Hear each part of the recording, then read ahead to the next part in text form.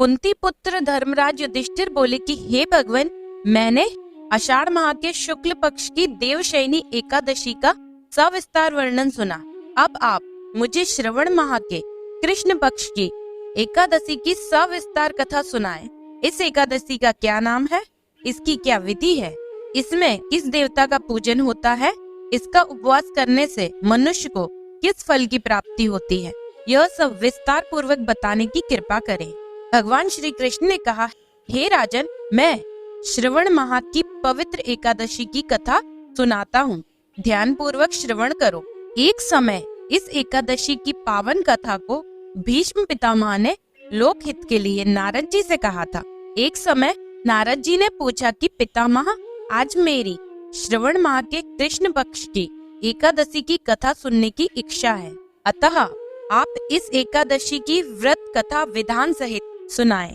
भीष्म पितामह नारद जी के वचनों को सुनकर बोले कि हे नारद जी, आपने मुझसे यह अत्यंत सुंदर प्रश्न किया है। अब आप बहुत ध्यान पूर्वक इसे श्रवण कीजिए। श्रवण माह के कृष्ण पक्ष की एकादशी का नाम कामिका है। इसे कामदा एकादशी के नाम से भी जाना जाता है। इस कथा के सुनने मात्र से ही वाजपेयी यज्ञ के फल की प्राप्ति होती है। कामिका एकादशी के उपवास में शंख चक्र गदाधारी भगवान विष्णु का पूजन होता है। जो मनुष्य इस एकादशी को धूप दीप नैवेद्य आदि से भगवान विष्णु का पूजन करते हैं, उन्हें गंगा स्नान के फल से भी उत्तम फल की प्राप्ति होती है।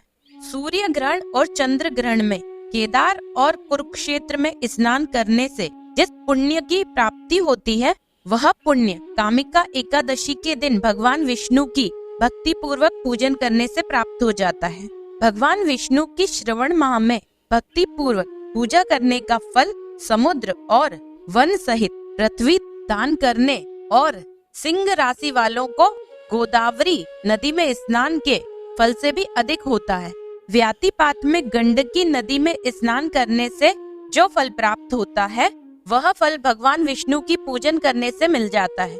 संसार में भगवान की पूजा का फल सबसे ज्यादा है, अतः भक्ति पूर्वक भगवान की पूजा न बन सके तो श्रवण माह के कृष्ण पक्ष की कामिका एकादशी का उपवास अवश्य करना चाहिए। आभूषणों से युक्त बछड़ा सहित गौदान करने से जो फल प्राप्त होता है, वह फल कामिका एकादशी के उपवास से मिल जाता है।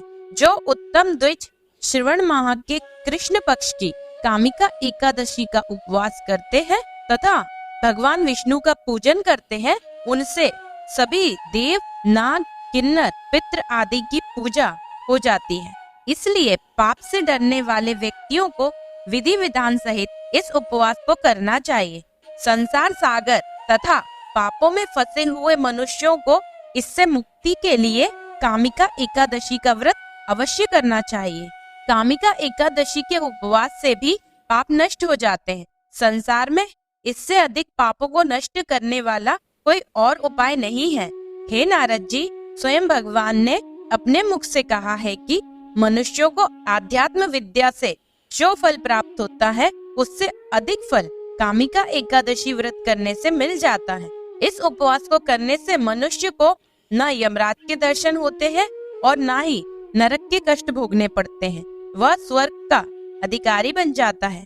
जो मनुष्य इस दिन तुलसी दल से भक्ति पूर्वक भगवान विष्णु का पूजन करते हैं, वे इस संसार सागर में रहते हुए भी इस प्रकार अलग रहते हैं, जिस प्रकार कमल पुष्प जल में रहता हुआ भी जल से अलग रहता है। तुलसी दल से भगवान श्री हरि का पूजन करने का फल 1 बार स्वर्ण और 4 बार चांदी के दान के फल के बराबर है। भगवान विष्णु रत्न मोती मणि आदि आभूषणों की अपेक्षा तुलसी दल से अधिक प्रसन्न होते हैं। जो मनुष्य प्रभु का तुलसी दल से पूजन करते हैं, उनके सभी पाप नष्ट हो जाते हैं।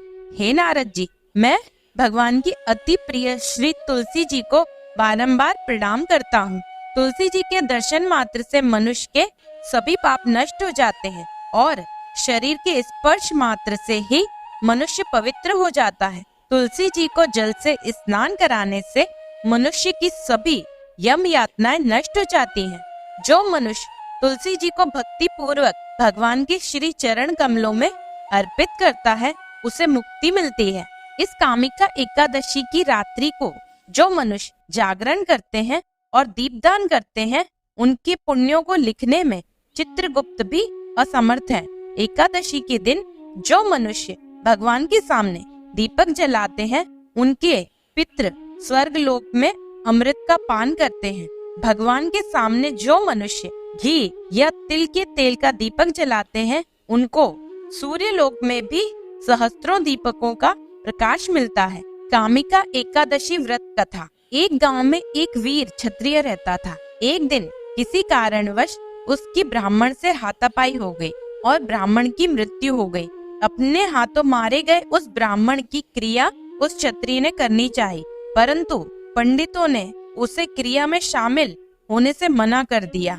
ब्राह्मणों ने बताया कि तुम पर ब्रह्म हत्या का दोष है, पहले प्रायश्चित कर इस पाप से मुक्त हो, तब हम तुम्हारे घर भोजन करेंगे। इस पर क्षत्रिय ने पूछा कि इस पाप से मुक्त होने के क्या उपाय हैं? तब ब्राह्मणों ने बताया कि श्रवण माह के कृष्ण पक्ष की एकादशी को भक्ति भाव से भगवान श्रीधर का व्रत एवं पूजन कर ब्राह्मणों को भोजन करा के सत श्रीणा के साथ आशीर्वाद प्राप्त करने से इस पाप से मुक्ति मिलेगी। पंडितों के बताए हुए तरीके पर व्रत कराने वाली रात में भगवान श्रीधर ने क्षत्रिय को दर्शन देकर कहा कि तुम्हें ब्रह्म हत्या के पाप से मुक्ति मिल गई है। इस व्रत के करने से ब्रह्म हत्या आदि के सभी पाप नष्ट हो जाते हैं और यह लोक में सुख भोग कर प्राणी अंत में विष्णु लोक को जाते हैं। इस कामिका एकादशी के महात्म के श्रवण व पठन से मनुष्य स्वर्ग लोक को प्राप्त करते हैं। जय श्री हरि। ग्यारस मैया की जय।